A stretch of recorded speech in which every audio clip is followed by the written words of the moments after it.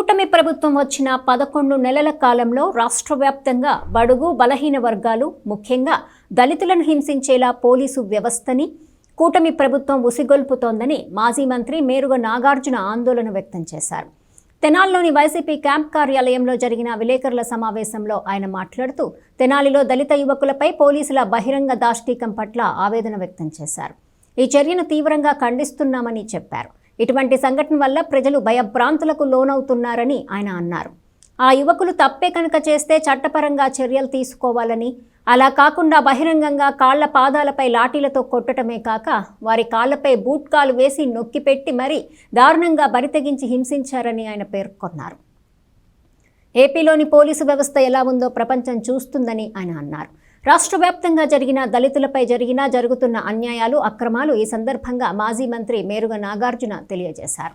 మాజీ శాసనసభ్యులు అన్నాబత్తుని శివకుమార్ మాట్లాడుతూ తెనాలి సెంటర్లో నడి రోడ్డు మీద యువకుల్ని విచక్షణారహితంగా పోలీసులు కొట్టడం అత్యంత దారుణమని అన్నారు.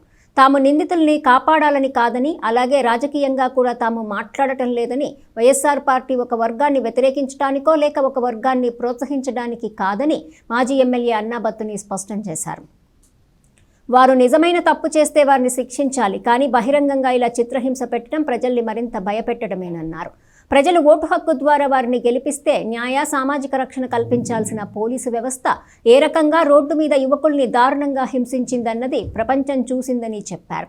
ఒక రాజకీయ పార్టీగా లా అండ్ ఆర్డర్ కాపాడిన ప్రభుత్వంగా జగన్మోహన్ రెడ్డి గారి నాయకత్వంలో ఇటువంటి ఘటనలు ఏనాడు చోటు చేసుకోలేదని చెప్పారు.